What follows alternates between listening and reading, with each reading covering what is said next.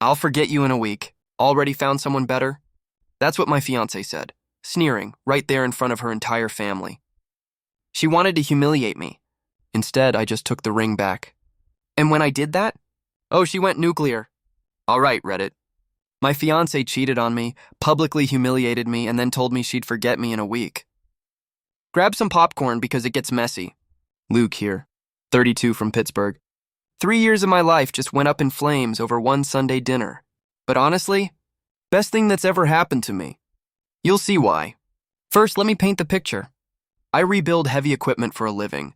Caterpillar excavators, John Deere monsters, anything with hydraulics and enough horsepower to level a city block.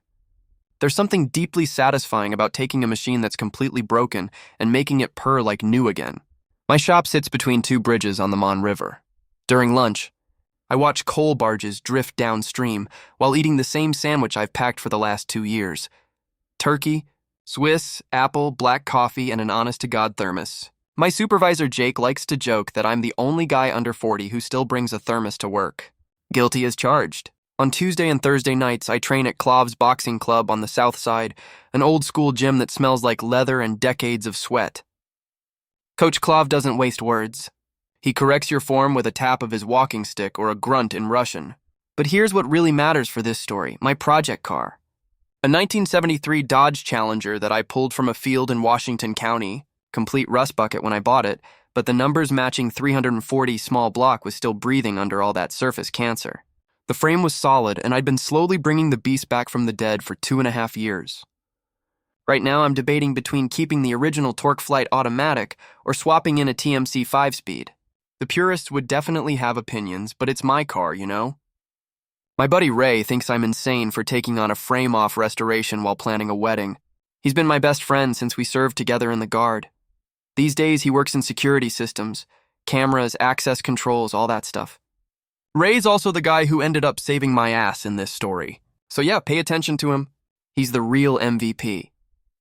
After his messy divorce 2 years ago, Ray taught me something that stuck. Memories fade, but receipts don't lie. Smart man. Now about those wedding expenses. Fiona and I agreed back in February to split everything 50-50. I've got the text thread to prove it. February 12th, her exact words. Makes sense. We're both adults with jobs. So I started tracking every single expense. The venue deposit was $2,800. I paid it, sent her the receipt, and asked for her half. She sent me $400 3 weeks later, with some excuse about a delayed commission check. Made sense at the time, she sold real estate, so income could be unpredictable, right? Wrong. The caterer wanted $2,200 up front. Same routine. I paid, she sent $800 and promised the rest next week. Meanwhile, and this should have been a massive red flag, she was posting Instagram stories from expensive restaurants, weekend getaways with her girlfriends, designer purse hauls, spa days, concert tickets. But somehow she never had money for the wedding expenses we'd agreed to split. I didn't push it, though. Not my style to start drama over money with someone I was planning to marry. But I kept records, always. Here's the thing about diesel repair work. Problems don't lie. You diagnose the issue, order the right parts, fix it properly, move on to the next job. People, though. People are way more complicated. Fiona treated our wedding like it was her personal coronation. She had 3 Pinterest boards, vendor spreadsheets, a planning binder thick as a phone book. She talked about centerpieces and invitation fonts like they were matters of national security. Meanwhile, I handled all the actual payments, watching our savings account drain, while she obsessed over the creative aspects. She kept dropping hints about upgrading the venue to somewhere more prestigious and increasing the guest count because, and I quote, "People will judge us if we cheap out." When I reminded her we'd already stretched our budget to the limit, she suggested I could work some overtime, or maybe sell the Challenger to free up money for what really matters. Then came the breaking point. One Tuesday, she didn't ask, but announced, that her family wanted us over for Sunday dinner. Apparently, her mother needed to coordinate final details. I told her I'd be there at 3 p.m., right after finishing new bushing installations on the Challenger's front suspension. She rolled her eyes and made a snide comment about how I always prioritize my little hobby over family obligations. When I pointed out that precision suspension work can't be rushed without messing something up, she shot back that maybe I should have thought about that before wasting money on a rust bucket. Right, because planning ahead is apparently a character flaw now. In heavy equipment diagnostics, you learn to read the subtle signs before catastrophic failure. Ignore the warnings and you're looking at a full engine rebuild. Or worse. I should have applied that same thinking to my relationship. Yeah, I was about to learn that lesson the hard way. Sunday afternoon rolled around, and I showed up at Fiona's parents' place at exactly 3:00 p.m. I'd spent the morning pressing new control arm bushings into the Challenger, so by the time I left for dinner, my hands were scrubbed raw with pumice soap and my fingernails cleaned out with a wire brush. When I got there, Fiona's sister Janet was already in the kitchen with her husband. Her dad was manning the grill outside while her mom buzzed around running the kitchen. The first hour was just normal small talk. Weather, work, holiday travel plans. Nothing out of the ordinary. But I noticed Fiona kept checking her phone, smiling at whatever popped up on the screen. And anytime someone brought up the Challenger or my job, she'd immediately change the subject. Classic red flags in hindsight, but you know how it is. The shift happened when Janet asked about honeymoon plans. Fiona launched into her usual fantasy breakdown of upgraded resort packages and first-class flights, none of which we'd actually agreed on, by the way. Then right in the middle of it, she pivoted. She started talking about how some people weren't stepping up financially to make their shared dreams a reality. And she was staring directly at me when she said it. That's when it turned into a full-blown demolition of everything I cared about. My little hobby car, as she called it, was apparently a waste of money that could have been spent on our future. Maybe if I had real ambitions instead of being satisfied with mediocrity, we could afford the wedding she actually deserved. Janet laughed awkwardly, but I caught the knowing nod she exchanged with Fiona's mother. This wasn't random, it was a coordinated ambush. And I was the guest of honor. Fiona kept going, building momentum. My job was fine for someone without goals. The house I rent was embarrassing to bring people to.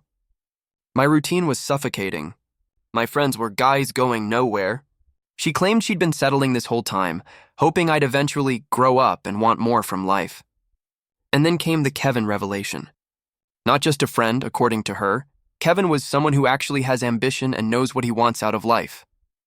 Someone with a real career, who takes her to places that matter and treats her the way she deserves to be treated. They'd been connecting for months, and he'd apparently shown her what real chemistry feels like. She said all of this while her family nodded along like they'd heard it before. They knew. These people had been in on it. Her dad had stopped whatever he was grilling. Janet stood frozen in the kitchen doorway, pretending to scroll through her phone. The whole room had that weird, brittle energy you feel right before something explodes. Then Fiona looked straight at me and twisted the engagement ring off her finger. You know what? I'm completely done with this charade. She threw it at me. Not handed it back, threw it. Like she wanted to hurt me with it. The ring bounced off my chest and clattered across the hardwood floor with this sharp metallic ping. Real classy exit strategy. It's cheap anyway, she spat, just like everything else about this relationship. Then she turned to her family. Did you know he bought this at some discount jewelry store? Kevin would never be so cheap with something that important. The room went dead silent except for Fiona's monologue. 3 years of my life wasted on someone who thinks fixing trucks is a career and spending weekends in a garage is a lifestyle.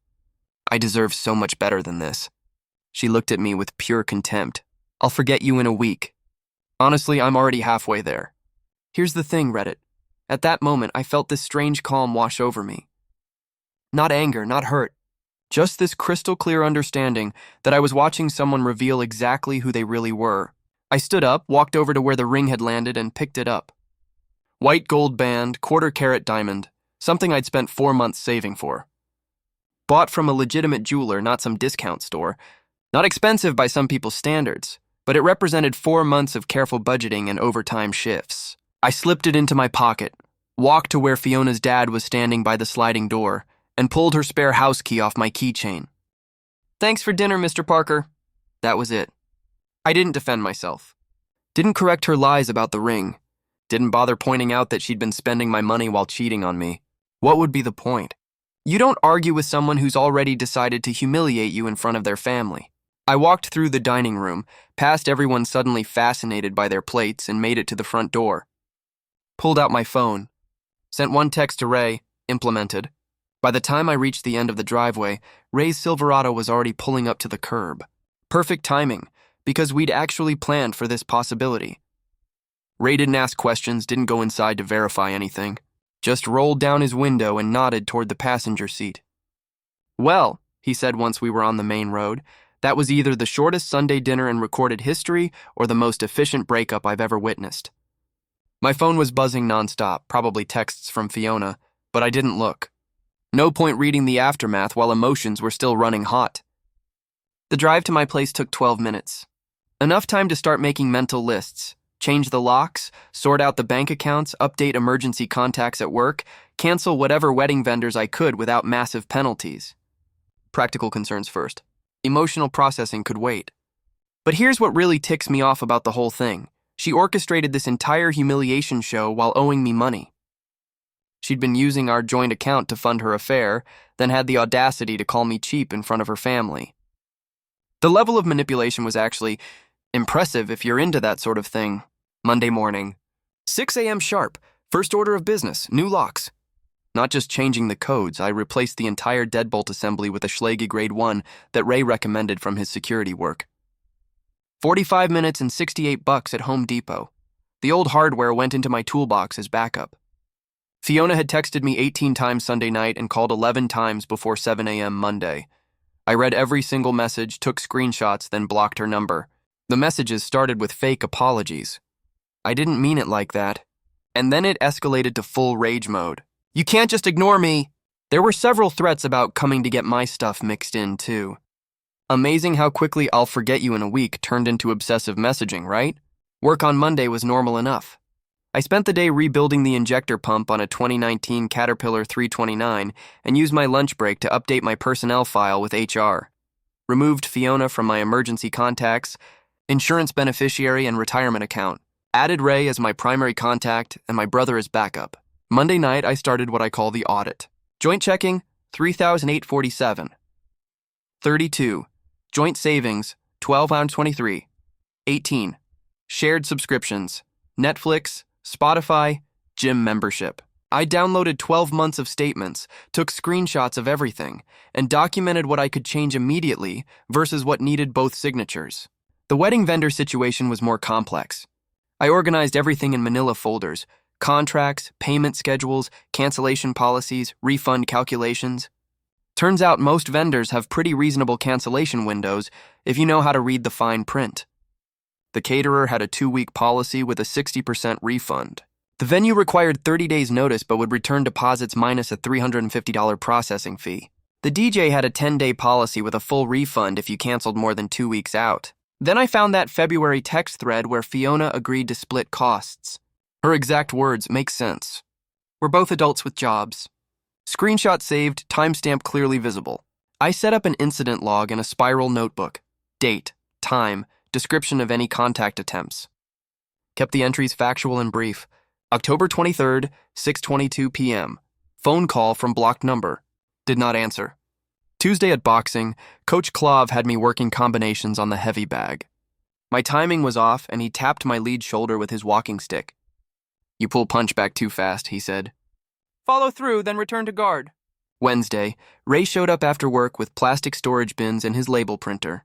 We went through my house room by room, identifying everything that belonged to Fiona. Some clothes in the bedroom closet. Toiletries, maybe 15 books.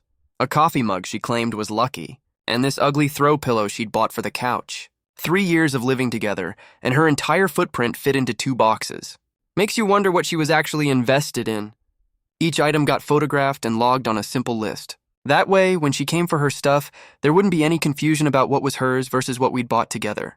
Ray also helped me set up a shared Google spreadsheet tracking all wedding expenses and vendor contacts.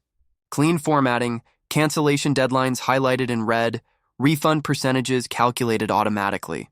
The man knows his way around a spreadsheet. The Challenger became my evening therapy. I started completely tearing down the interior, bench seat out, door panels, dash components, carpet, headliner, everything labeled with masking tape and stored in the spare bedroom. The wiring harness needed a full replacement anyway, and I'd been putting off the brake line inspection. I ordered some parts online. Edelbrock intake manifold for the 340 rebuild, MSD ignition system, new seat covers for when I got around to reupholstering. Just steady progress on something that was completely mine. By Friday, I had total control of the situation. Fiona's access was removed from everything I could handle on my own. Shared documents were organized with critical deadlines flagged. Her belongings were inventoried and ready for pickup. New locks installed, incident logs started, financial accounts secured. The wedding was supposed to happen in 6 weeks. Most vendors had cancellation policies that worked in my favor if I moved fast and followed procedures exactly. 3 years of relationship were ending, but the financial damage was still manageable, as long as I stayed organized and didn't make emotional decisions. Which I didn't. Tuesday morning, 6:30 a.m. Time to start making vendor calls before work. The venue coordinator picked up on the second ring. I referenced the 30-day cancellation clause in Section 4, 2 of our contract, provided our booking reference, and requested written confirmation. She put me on hold for 3 minutes, came back with a cancellation number, and confirmed the deposit refund, minus processing fees, would take 7 to 10 business days. Next up, caterer. 2-week window, 60% refund policy clearly stated in the contract. I'd paid the $2,200 deposit 7 weeks earlier, so I qualified for $1,320 back. The owner requested cancellation in writing, so I fired off an email immediately with contract references and phone confirmation details. The DJ offered a full refund if canceled more than 7 days before the event. Simple call. Every conversation got documented: date, time, contact person, confirmation numbers, expected refund amounts. By the time I left for work, I'd canceled 6 vendors and had 2 more to call during lunch. All refunds were going back to my account since I'd been the one making the payments. Turns out being the cheap guy who actually pays the bills has its advantages. The ring situation got handled Thursday. Took it to Morrison's Fine Jewelry in Shadyside. The appraiser looked it over for maybe 8 minutes, checked the diamond grade against reference charts, and quoted me a price about 65% of retail. Fair deal for a quick sale with no complications. Walked out with a check for $1,680, enough to order the suspension rebuild kit I'd been pricing for the Challenger, plus proper wiring tools and interior hardware. Sometimes the trash takes itself out and pays for the privilege. Small claims paperwork took longer than the vendor cancellations. Pennsylvania's system has straightforward forms online, but I wanted everything filed correctly the first time. The complaint was simple. Fiona owed me her agreed share of non-refundable wedding expenses. I printed that February text thread where she'd written, "Makes sense. We're both adults with jobs." Highlighted that specific line in yellow. Added copies of all receipts. The venue processing fee was $350. The photographer's non-refundable portion was $420, plus several smaller charges that couldn't be recovered. Total claim, $1,247. Ray came over Thursday night to double-check my math and organize the evidence packet. He printed section dividers and arranged everything chronologically with summary tabs, like some kind of legal ninja. Filing fee was $78. Paid it Friday morning at the courthouse downtown. Got my case number, scheduled service for the following week. The clerk explained that Fiona would have 30 days to respond once she was officially served. By Sunday, I had complete control of the situation. Vendor refunds processing according to stated timelines. Court paperwork was filed, complete with all the right documentation. Fiona's belongings were boxed up and ready for pickup. I sent a short text to her sister, Janet.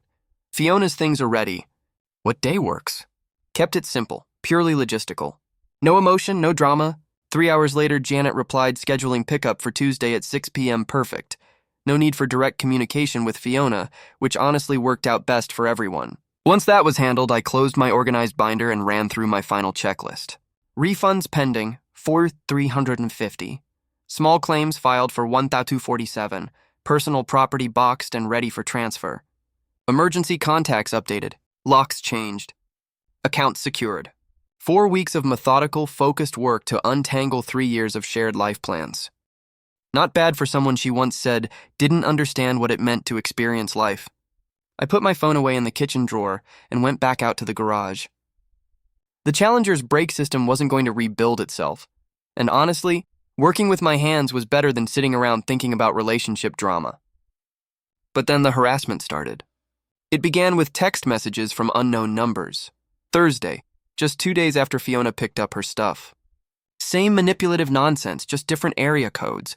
Pittsburgh, Philly, even Ohio. I screenshotted every single one before blocking the numbers, building a pattern. Here's a sample from that first night. Everyone knows you're being petty about this. My family thinks you're pathetic. Then Friday. Kevin treats me like a queen. You never appreciated what you had. Saturday. I told everyone at work about your little temper tantrum.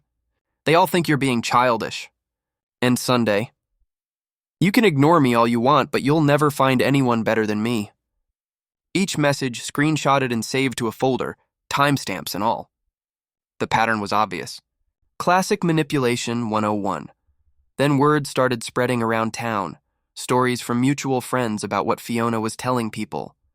Apparently, I had abandoned her at a family dinner, stolen the engagement ring, and refused to pay my share of the wedding expenses. She was painting herself as the victim, conveniently leaving out the part where she'd had an affair, lied about it, and owed me money. Very interesting narrative choice. The workplace incident happened the following Wednesday. I was leaving the yard around 5:45 p.m. when our security guard stopped me near the gate. Turns out Fiona had been sitting in visitor parking. When she saw my truck, she tried to walk onto company property. When the guard asked her to leave, she claimed to be my fiancé and said there was a family emergency. Then she told him I was refusing to return her property and she needed to collect her belongings from my work truck. Complete fabrication. She already had all her stuff, all 2 boxes of it. I added that to my incident log and called the non-emergency police line that evening. Explained the pattern of contact attempts, referenced the workplace incident, and asked to open a case file for documentation. The officer I spoke with was calm, professional, and didn't treat me like I was overreacting. Here's what matters from our perspective, he said. Your documentation is exactly what we want to see. Dates, times, specific descriptions. Keep doing that. He told me to keep logging every single incident, no matter how small. If she showed up again at my house or work, I was to call while it was happening so they could document it in person. Always reference your case number, he said. It helps us track escalation patterns. Then came the real twist, the truth about Kevin. About 2 weeks later, a mutual friend filled me in. And wow, the details made Fiona's behavior look even more calculated than I'd realized. Turns out, Kevin wasn't just some random new friend who suddenly made her feel alive. They'd been messing around for at least 8 months, since before we signed the final wedding venue contract that I was now paying cancellation fees on. Fiona had been posting photos with him on private social media while still playing the devoted fiancé in public. Kevin's wife eventually found explicit messages dating back to March. In them, Fiona was complaining about having to pretend to be happy with someone so boring while planning a wedding she didn't even want. There were even screenshots of her asking Kevin for advice on how to get out of this trap without looking like the bad one. The affair wasn't about passion or love. It was a calculated exit strategy with a backup plan. Absolutely diabolical. Kevin's wife confronted him after finding vacation photos from a weekend Fiona had claimed she spent visiting her sick grandmother in Cleveland. Turns out that grandmother trip was a lie. Fiona had charged the hotel stay to our joint credit card. When I'd asked about it back then, she looked me dead in the eye and said it was for family. Kevin eventually moved out temporarily after his wife confronted him, but apparently told Fiona that their relationship wasn't serious enough to justify destroying his marriage. So, in the same week, Fiona lost both her side piece and her fiancé, which explained the escalating harassment. Her so-called king turned out to be more of a court jester who ran the second things got real. Meanwhile, I stuck to my routine, still boxing twice a week with Coach Clove, who kept calling me out for dropping my guard between combinations. Still working on the Challenger, brake lines installed, wiring harness rebuilt with properly labeled circuits and gauge wire. The motion-activated floodlight I'd reinstalled outside worked perfectly too, triggering every time someone approached the driveway, which turned out useful because I was still being watched. 4 more drive-by incidents that month. Logged every single one. Date, time, duration. By mid-November, the pattern was clear enough that police advised me to keep documenting everything and consider filing for a protection order if her behavior escalated beyond just surveillance or contact attempts. I wasn't at that point yet, but my incident log was getting thicker by the day. It honestly felt like I was watching someone else's life implode in slow motion, while mine stayed steady and on track. Vendor refunds had all processed as promised.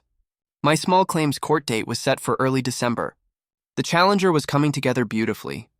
2 months ago, I'd been planning a wedding. Now I was documenting harassment patterns and rebuilding a classic muscle car. That Friday night, the motion light triggered 3 times between 9:30 and 10:15 p.m. Same silver Honda, same slow drive-bys. Logged it, closed the notebook, and put it back in the kitchen drawer. And maybe it was time to start saying yes when people invited me to things outside work and boxing. Like when Laura from the parts department mentioned she needed help moving transmission components for her Camaro project this weekend. Saturday morning at the salvage yard off Route 19 sounded like a better way to spend the day than sitting around thinking about the past. The salvage yard opened at 7 a.m. sharp. Laura was already there when I arrived, talking with the owner about gear ratios for a '69 Camaro Z28. She had a small notebook in her hand, filled with specs, and she clearly knew her stuff. Exactly which transmission combinations would work with her car's rear-end ratio. The T56 transmission we were picking up was no lightweight, easily 150 pounds with the bell housing attached. We took our time loading it, wrapping it carefully in moving blankets and securing it with load straps. Professional job. No damaged threads, no scratched cases. When I reached into my passenger seat to grab my work gloves, Laura noticed the neatly organized documentation folder sitting there. She didn't pry or ask questions, and I appreciated that more than she probably realized. On the drive back, she told me she'd been working on her Camaro for about 14 months. The engine was already professionally rebuilt, suspension dialed in, but the automatic transmission was worn out. She wanted manual control. Want to see what I've been working on? I asked when we got back to my neighborhood. Her truck followed mine into the driveway, and we walked back to the garage. The Challenger looked like a proper restoration project in progress. Stripped down, parts neatly arranged, everything labeled and clean. Laura leaned over the fender and examined the brake line routing I'd been working on. Running them along the frame rails, I explained. She nodded approvingly, tracing one of the lines where it curved around a suspension pickup point. Smart routing, she said. You accounted for suspension travel up front? 2 inches each direction with the wheels at full lock, I told her, plus clearance for the bump stops. She smiled. Good, a lot of people miss that. We talked shop for maybe 15 minutes, just 2 people who understood that details matter and shortcuts always come back to bite you later. She knew her way around tools and wasn't looking for anyone to fix her problems. Around noon, my phone buzzed. Text from Rye. The group was planning something for next weekend. Go-kart racing down in the South Hills.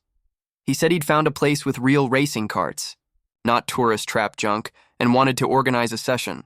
There's a go-kart thing next weekend with Ray, I mentioned as Laura started loading her tools back into her truck.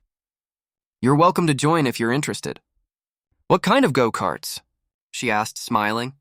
Knowing Ray, probably something with too much speed and not enough safety equipment.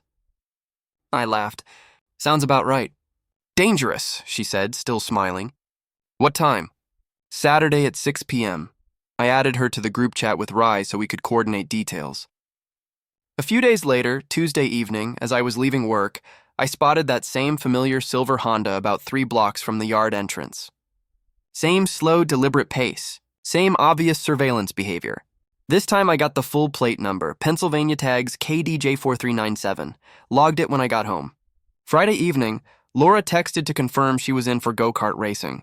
Apparently Ray had talked her into it, told her it was a legit racing setup, not just for fun. Fair warning, she wrote. I'm competitive about anything with wheels and an engine. 2 weeks until the small claims hearing. Go-kart racing tomorrow night. Challenger interior reassembly to finish over the weekend. The harassment documentation was already complete and organized. I didn't need to keep obsessing over it anymore. Sometimes the best solution to external chaos is to pour energy into projects that actually matter and spend time around people who get it. People who don't think rebuilding engines is playing with toys. The go-kart facility was tucked behind a shopping center in Mount Oliver. Legit setup. About 20 racing carts, a quarter-mile track with proper safety barriers. We signed waivers, got fitted for helmets and harnesses. The carts themselves were serious machines. Rotax engines, adjustable seats, tight, responsive steering. No joke. None of us had raced before, but Laura picked up the racing line almost immediately. Ray, of course, provided non-stop commentary about every driver on the track, like some self-appointed pit reporter. We were maybe 15 minutes into our 20-minute session when I heard raised voices from the pit area. Fiona's voice. I could pick it out instantly, even over the sound of engines and squealing tires. I pulled into the pit lane and shut off my cart. Ray and Laura followed suit, pulling off their helmets. Fiona was at the fence, arguing with track staff, pointing directly toward us. She'd followed us there. We're leaving, I said, climbing out of my cart and heading toward the equipment return. Fiona pushed past a track employee and came straight for me. Her face was flushed, her words fast and messy. Something about needing to resolve this situation and how I was embarrassing her by parading around with other people. I didn't respond. Just kept walking toward the exit. Sir, please don't engage with the disruption, the track manager called out. We're handling this situation. But Fiona wasn't done. She grabbed at the helmet I was carrying by the chin strap. I pulled back, but she lunged again and caught the face shield with her nails. The helmet twisted out of my hand, hit the concrete, and cracked the outer shell. A supervisor appeared immediately, inspected the damaged helmet, and asked Fiona for ID and contact info. She refused to show ID but gave a phone number. He wrote everything down on an incident form and referenced the signed waiver about responsibility for damaged equipment. Ma'am, he said firmly, you're being billed for the helmet replacement. You also need to leave the premises immediately. Rye was standing by the cart return, arms crossed. Congratulations, he said dryly. You just earned a lifetime ban from go-kart racing. He paused for a beat. That's gotta be a first, even for you. Security arrived and handed Fiona a formal trespass notice for the facility. The manager gave me a copy of the incident report and confirmed their security cameras had captured everything. He told me that if the replacement invoice went unpaid, they'd handle it through normal business collection channels. I turned to Fiona one last time as she walked past with security. My voice calm but final. Let me be crystal clear. We are completely finished. Show up around me again and you'll see what happens. 20 minutes later, we were back on the track, in different carts, of course. Laura won the final race. Ray kept up his commentary about optimal braking points and racing lines like nothing had happened. When I got home, I filed the incident report neatly into my documentation log. Small claims hearing was scheduled for the following Tuesday. At that point, my records covered 4 full months of escalating behavior, harassment, false claims, workplace intrusion, and now property damage in public. That cracked helmet fit perfectly into the pattern. It was time to let the legal system handle what basic human decency clearly couldn't. Small claims hearing. Tuesday, 9:30 a.m. I arrived 20 minutes early. Documentation packet in hand, every receipt, contract, screenshot, and incident report organized and tabbed. Fiona showed up at 9:25, no lawyer. Just a single folder that looked like it had been thrown together the night before. At 9:35, the magistrate called our case. He asked me to present my claim first. I walked him through everything chronologically. The wedding expenses, the written agreement, and which costs became non-refundable after cancellation. $4,247 in total, plus the 70-yard filing fee.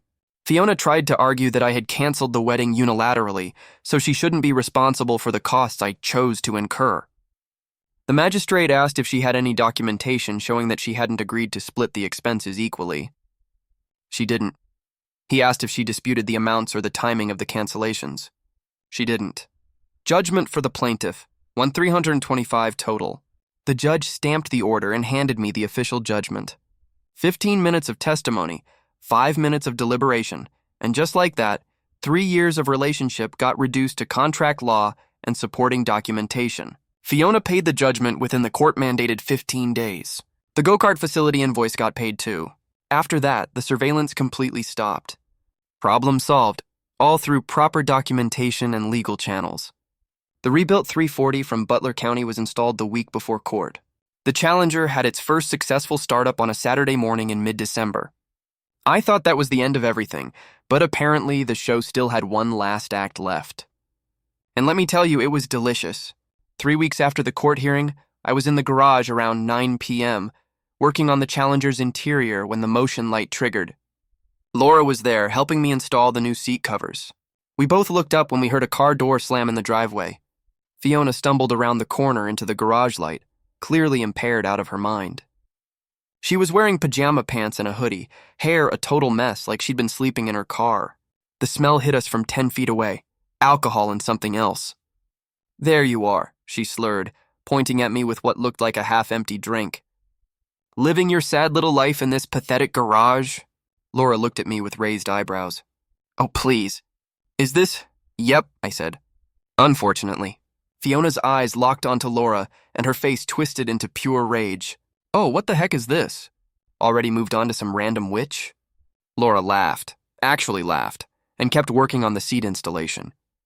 Lady, I've rebuilt more engines than you've had hot dinners. But sure, I'm the problem here. You think you're so smart with your little court games and your stupid car? Fiona took another swig from the can and nearly lost her balance. I came here to tell you what a pathetic loser you are. Mission accomplished, I said, pulling out my phone to call 911. You're drunk on my property and violating the trespass warning from last month. You can't call the cops on me. We were together for 3 years. Of course, I said as the 911 dispatcher answered on the second ring. I gave my address, explained we had an impaired trespasser who'd been harassing me for months, and referenced my existing case number. Fiona heard the words case number and completely lost her mind. Case number? You actually have a case number for me? What kind of psycho are you? Laura looked up from the seat she was bolting down. The kind who documents everything properly. You should try it sometime. Nobody asked you. Laura stood up slowly, wrench still in her hand. I'm sorry, what did you just say? Something in Laura's tone made Fiona take a step back, which was hilarious because Laura's maybe 5'4", and Fiona had 3 inches on her. I was just, no please, finish your thought, Laura said. I want to hear what someone who cheats on their fiancé and then stalks him thinks about my character. The cop car pulled into the driveway with perfect timing, lights flashing, no siren. 2 officers got out and approached the garage. Evening, folks. We got a call about a trespassing situation. I handed one of them my incident log and gave a brief rundown of the history. The officer flipped through a few pages and nodded. Ma'am, have you been drinking tonight? Fiona tried to hide the can behind her back. I just came here to get closure. The second officer looked around the garage. By showing up uninvited at 9:00 p.m. with a beverage and calling people names? She ruined my life. My whole life is messed up because of him. Laura couldn't help herself. Your life is messed up because you cheated on someone who was paying for your wedding. That's not his fault. That's just consequences. You don't know anything about me. I know you're standing impaired in someone else's garage at 9 p.m. on a Tuesday, yelling at people who are trying to ignore you. The first officer was trying not to laugh. Ma'am, I'm going to need you to take a field sobriety test. Fiona failed miserably. Couldn't walk a straight line. Couldn't touch her nose. Couldn't recite the alphabet past M. The breathalyzer showed numbers well over the legal limit. You're under arrest for trespassing and public intoxication. As they put her in handcuffs, Fiona started crying and screaming about how unfair everything was. This is all his fault. He's the one who abandoned me. He never appreciated me. The officer looked at me while his partner loaded Fiona into the cruiser. Domestic situations are never fun, but your documentation made this pretty straightforward. She'll spend the night in county lockup, probably get released tomorrow with a court date. After they left, Laura and I stood in the garage for a moment, listening to the challengers idle. She picked up her wrench and went back to work on the seat. Well, she said without looking up, that was entertaining. Yep, it was, I said, grinning. Crazy girl. Laura torqued down the last bolt and patted the seat. There, want to take her for a test drive? We drove around the neighborhood for about 20 minutes, windows down, the 340 rumbling through the exhaust. The car ran perfectly. Turns out the best revenge really is living well and having someone around who appreciates good craftsmanship. Fiona once said she'd forget me in a week. But funny thing is that she's the one who can't seem to move on.